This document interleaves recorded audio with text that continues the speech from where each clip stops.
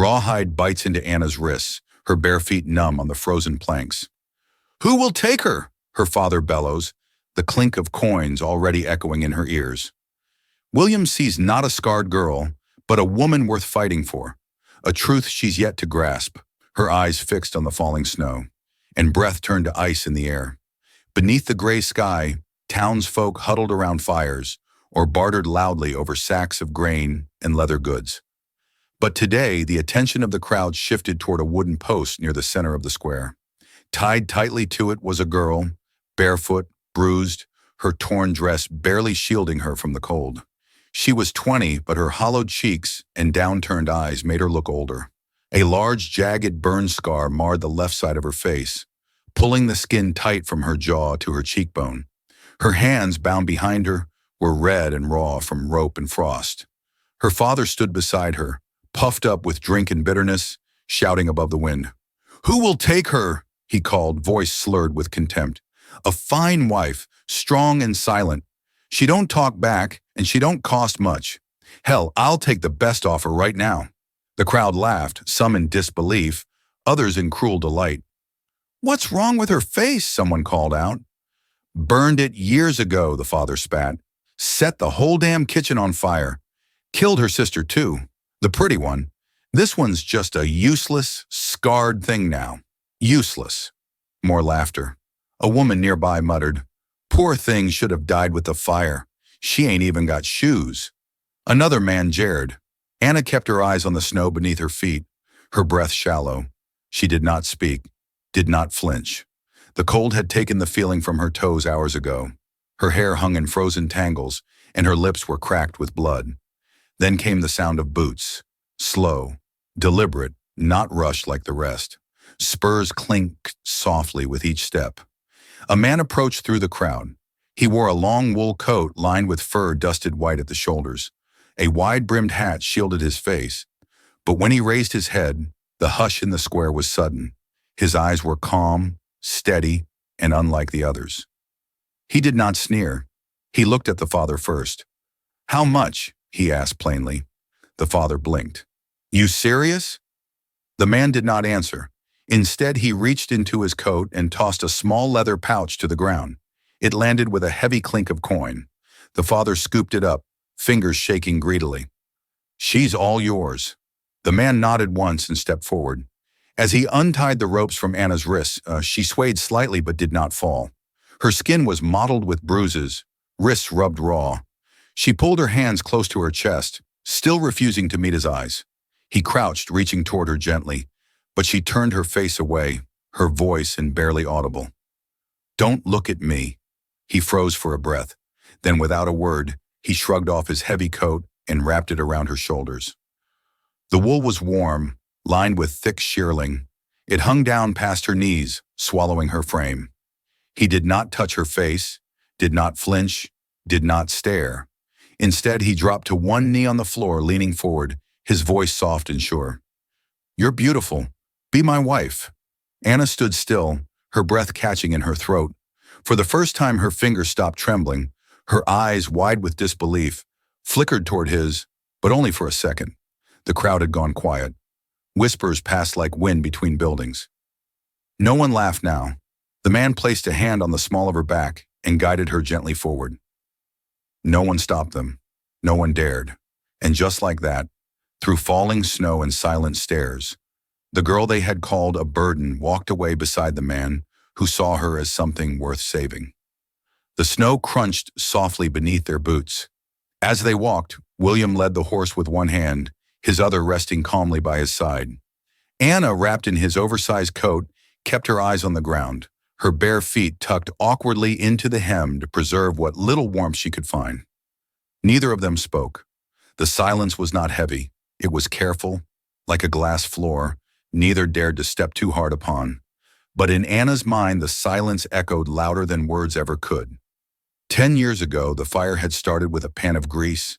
She had been 10, trying to cook stew the way her mother used to before her mother got too sick to leave the bed.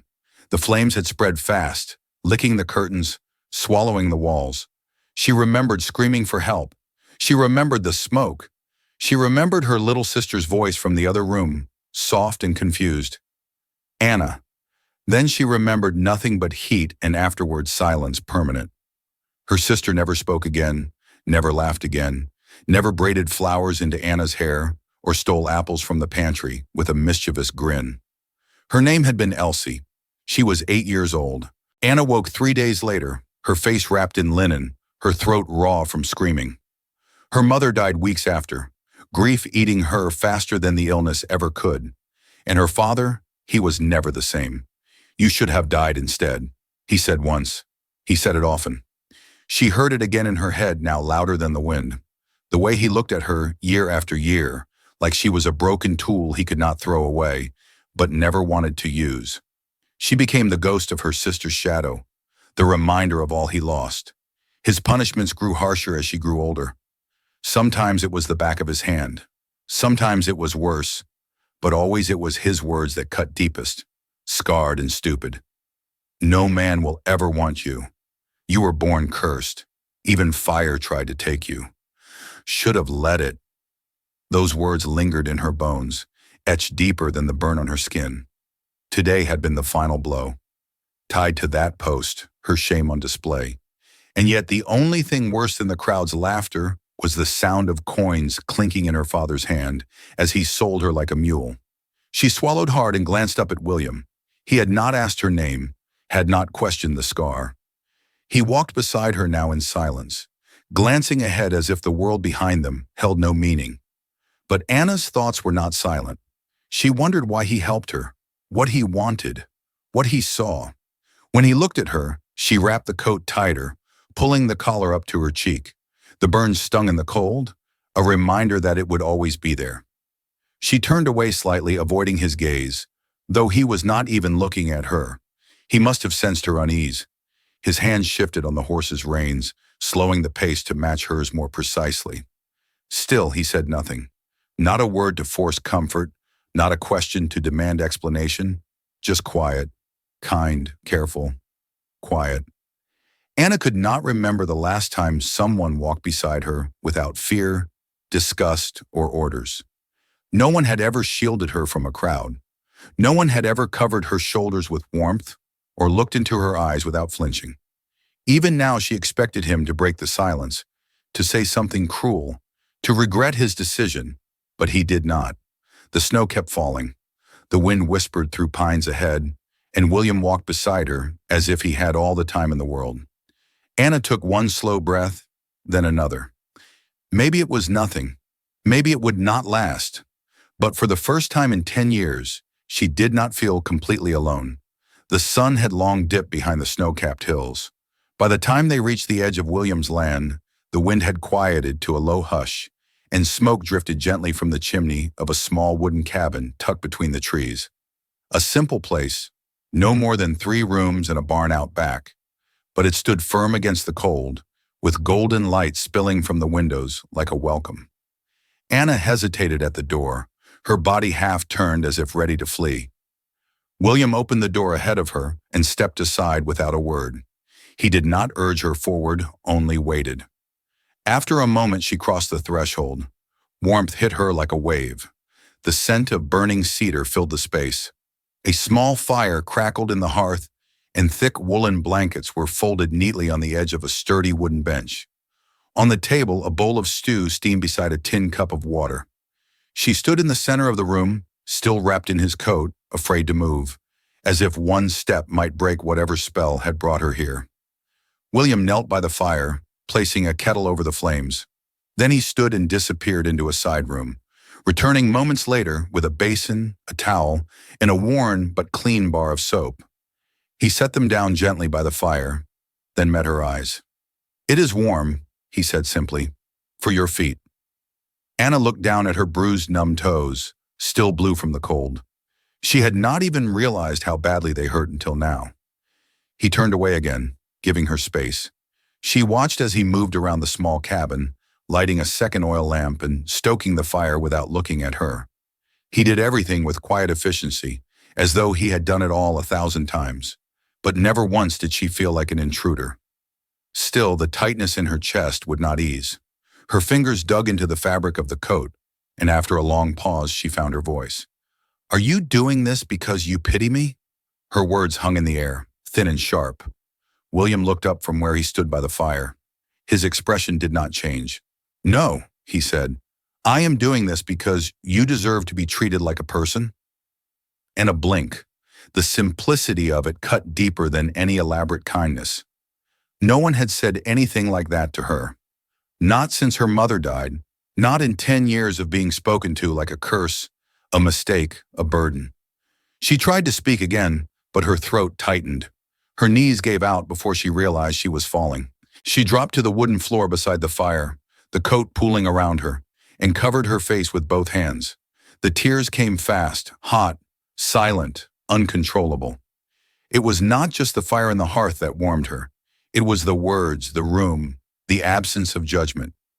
It was William's back turned respectfully as she wept, not out of shame, but because he knew what dignity looked like. For the first time in years, Anna cried not from pain, not from fear, but because someone had looked at her, not as a burden or a body to be bought, but as a human being. Outside, the wind shifted direction, whistling softly against the shutters. Inside, in a cabin lit by firelight and fragile beginnings, a scarred girl let herself fall apart, just enough to begin stitching back together. The days passed slowly, softened by routine. The snow outside the cabin thickened with each morning, but inside Anna began to move through the space like she belonged. Not quite with ease, but with growing familiarity. She learned where William kept the dry wood, how he liked his coffee black, how the chestnut mare in the barn responded best to a gentle voice. She cooked when she could, swept the floor, fed the chickens. Little things, small steady things, that reminded her of who she used to be before the fire, before the shame. But still she avoided mirrors, and still she avoided William's gaze. He never forced her to speak, never asked for more than what she gave. But she caught his eyes on her sometimes, quietly, cautiously, like he was studying a fragile map. She hated that it made her heart race. One morning as the sky outside shifted from gray to pale blue, Anna stood at the wash basin beside the fire. Her scarf had grown damp, so she removed it to dry, thinking William had gone to the barn to check on the animals.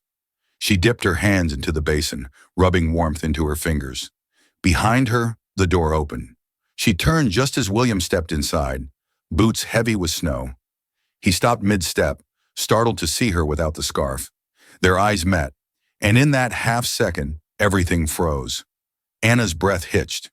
Then her expression twisted, panic rising like a flood. "Do not look at me like that," she snapped, her voice shaking. William's brow furrowed, confused. "Like what?" "Like the others," she said, backing away. "Like I disgust you." He stepped forward instinctively. "Anna?" He raised her hand between them, trembling. "You are just like them. You stare and flinch and pretend not to. You said I was beautiful, but you were lying." "I did not lie." "Yes, you did." Her voice cracked. "You looked at me, really looked, and now you see what they all saw." The burn scar was angry and red in the firelight, a jagged reminder that refused to fade. Her whole body trembled, not from cold, but from fear. Fear that the one person who had shown her kindness would finally turn away. William said nothing. He closed the door behind him, slow and calm, then stepped toward her, one measured step at a time. She backed against the table, heart pounding in her throat. "I said, 'Do not look at me,'" she whispered again, softer now, pleading. But he did. He stopped just in front of her, eyes locked on hers. Not on the scar, not on the pain, just her. And then gently he lifted one hand. Anna flinched, but his touch was warm and steady as he placed his palm against the side of her face, his thumb brushing the curve of the burn. "I am not afraid," he whispered. His voice held no pity, no revulsion, only quiet certainty. "This scar does not make you ugly. It proves you survived." Tears filled her eyes before she could stop them. She shook her head once, confused, disbelieving. "Why would you say that?" "Because it is true." Then, with no urgency, no force, he leaned forward and pressed a kiss to the scar. Not her lips, not her hand, but the place she hated most, the place she had hidden from the world for 10 long years. Anna gasped softly, the world tilting beneath her. No one had ever touched that part of her without flinching. No one had ever dared kiss it as if it deserved affection instead of shame. She could not speak. William stepped back, not asking for anything, not expecting a response. He simply turned away, moved to the fire, and added another log. Behind him, Anna touched her cheek. The place still burned, but not from memory. It was something else entirely. It was a quiet morning when the peace broke. Anna was feeding the chickens, her scarf pulled low against the wind, when she saw the dust rising on the road. A wagon pulled by 2 horses creaked into view, followed by the dark, hunched figure of a man who had no place in her new world. Her heart dropped into her stomach. She turned and walked quickly toward the cabin. William met her halfway, sensing something wrong in the tension of her shoulders. He looked past her and saw the man climbing down from the wagon with heavy boots and heavier breath. Anna's father, he did not wait for invitation. He stomped toward the porch, eyes full of contempt, voice already raised. "There she is," he barked, hiding like some kept thing. "You got her dressed up like a wife now, cowboy?" William said nothing. His hand rested calmly on the railing. The old man turned his gaze on him. "She's my daughter. I got every right to take her back. Unless, of course, you are willing to pay what she's worth." William's jaw tightened. "I already paid you once," the man sneered. "That was before I knew she would be living in a warm cabin with hot meals. Before I knew she'd be some man's little prize. She ain't free, you know. You want to keep her, you pay more." William was silent for a long moment. He looked at Anna. Her eyes were wide, terrified, not of being hurt, but of being traded again. He looked at her father, his mind raced. If I give him what he wants, maybe he leaves for good. Maybe she finally gets to be free. Without a word, William turned and stepped inside. Anna stared after him, trembling. When he returned, he held a small leather pouch in his hand. Money he had saved for tools, for spring seed, for repairing the roof. He held it like it burned. Before he could speak, her father snorted. "You are a damn fool," the man spat. "Buying a scarred-up girl like her? Hell, you'd get more value from a lame horse." Then he leaned forward and hissed the words that split the cold air in half. "You take her in like that, cowboy, and you might as well be dragging trash into your home." The silence that followed was colder than the wind. Anna gasped. Her hands covered her mouth. William's expression changed. Calm, replaced by fire. His eyes dark as storm clouds, he stepped forward, slow and deliberate until he stood face to face with the man.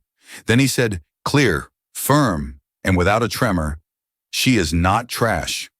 He tossed the leather pouch to the ground, coins scattering across the snow. "She is the woman I chose, and no one calls her anything less than what she is." The man blinked. William stepped closer.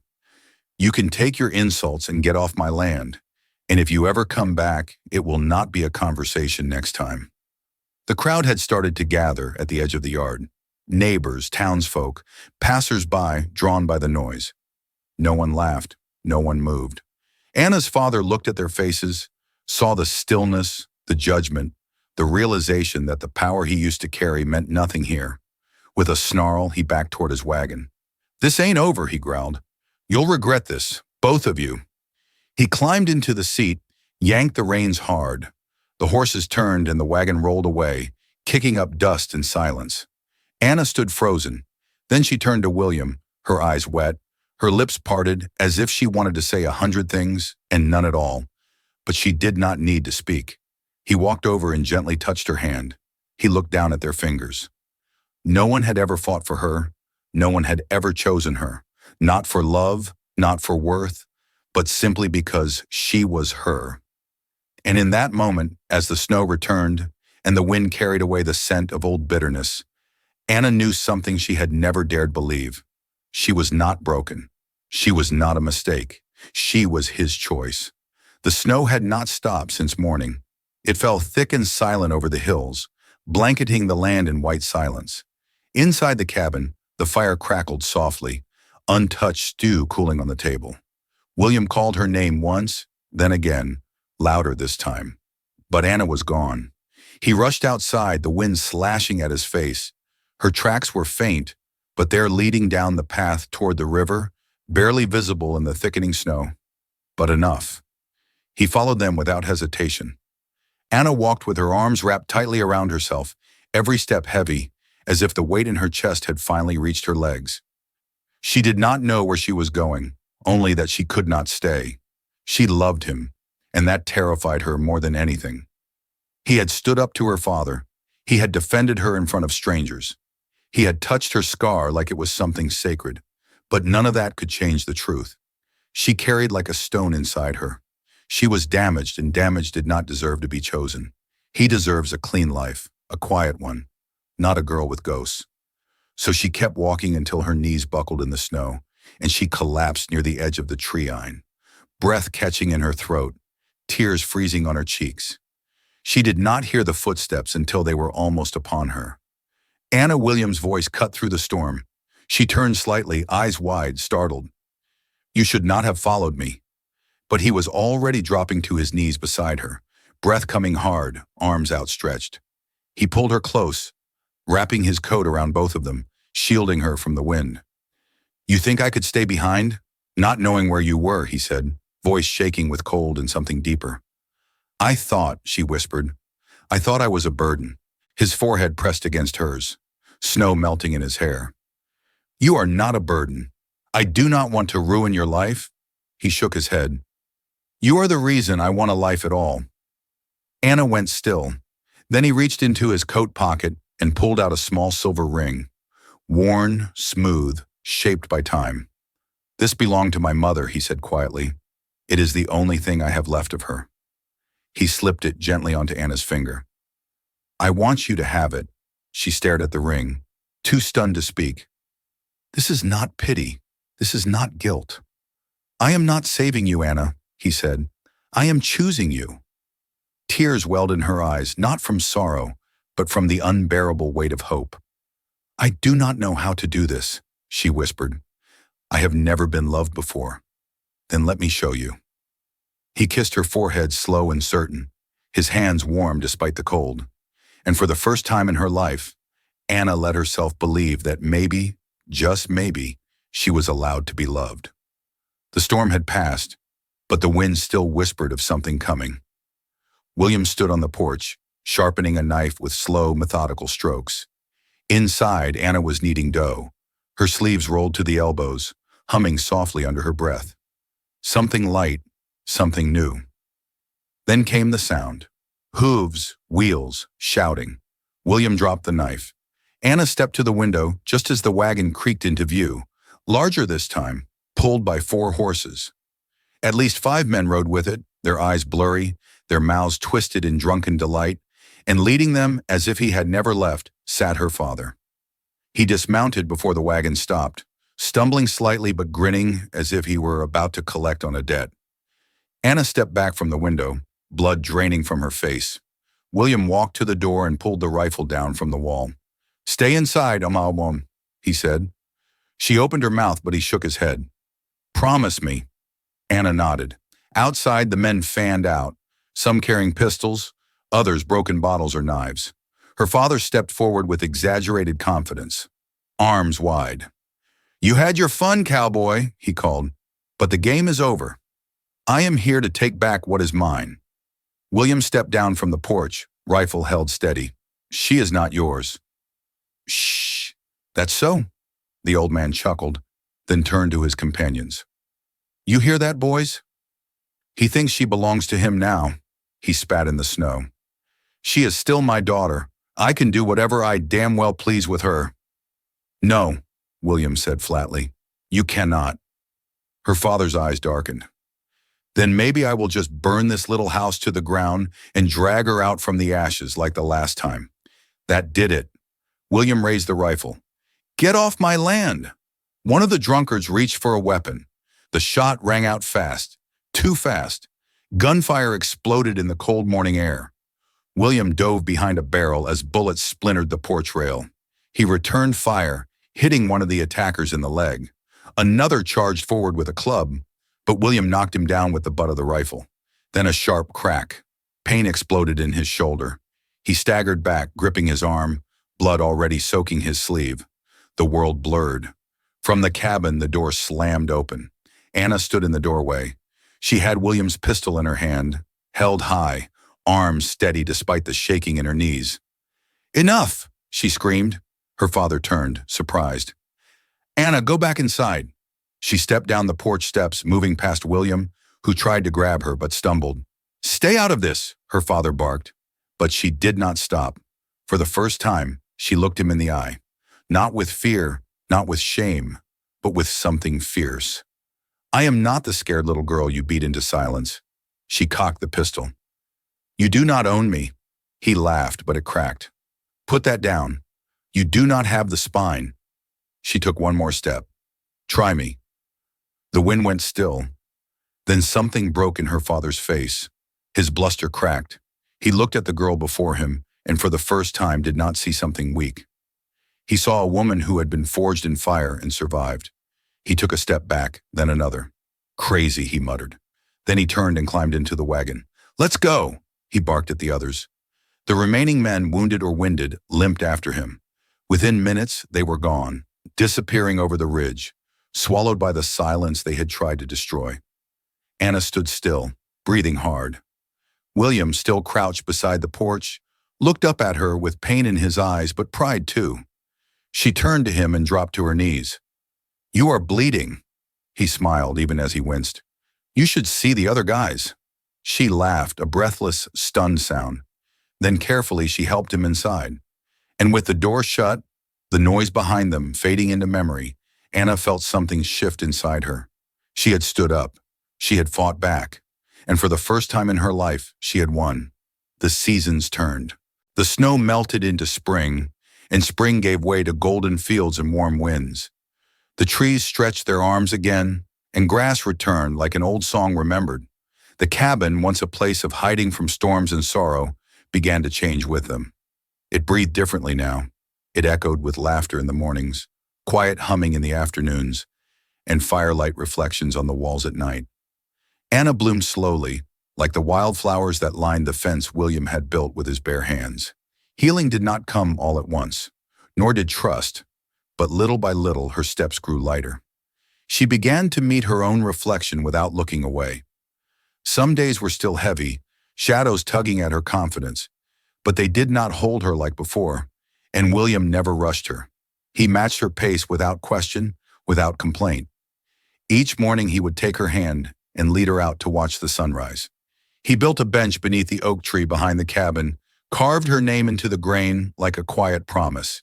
He taught her how to shoot with calm hands, how to ride with the wind in her hair, how to let herself laugh without apology. Then one evening, her voice barely above a whisper, she told him, "I'm with child." He did not speak. He knelt, his forehead pressed gently to her belly, arms encircling her with a reverence that shook her to the core. From that night on, he placed his hand on her stomach every evening, whispering stories and promises into the growing life inside her. "You are going to be so loved," he would murmur.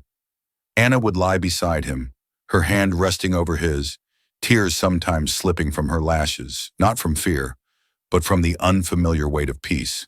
When the day came, it came fast. Rain slammed the windows. Thunder rolled across the sky. William moved with quiet urgency, boiling water, wrapping blankets, never leaving her side. He held her hand through the waves of pain, wiped her brow and whispered, "You can do this. You already survived worse." Hours passed in aching blur, then silence, then the softest cry.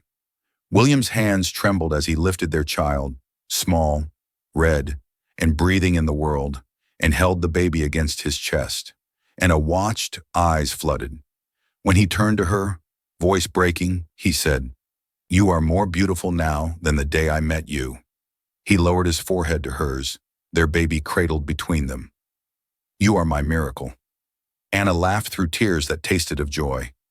Days later, with the baby asleep in the cradle William had carved, Anna stood before the mirror. The scar was still there. It always would be. But now it was not the first thing she saw. She saw strength. She saw love. She saw home. Behind her in the mirror's reflection stood a man who looked at her like she was made of light. She turned to him. "Thank you," she whispered, "for always seeing me the way you do." Then resting her hand gently over his heart, she added, for never looking away. In a world where scars are seen before souls, Anna and William chose to look deeper and love harder. Their story is not just about survival, it's about redemption, devotion, and how even the most broken heart can become a home. If this story touched you, let us know in the comments. What would you say to someone who's forgotten how worthy they are of love? And if you believe that love, real, raw, and healing, can bloom even in the harshest places, hit that like button, subscribe to Wild West Love Stories, and ring the bell so you never miss a tale from the heart of the frontier. Because out here, where bullets missed but hearts didn't, love always finds its way home.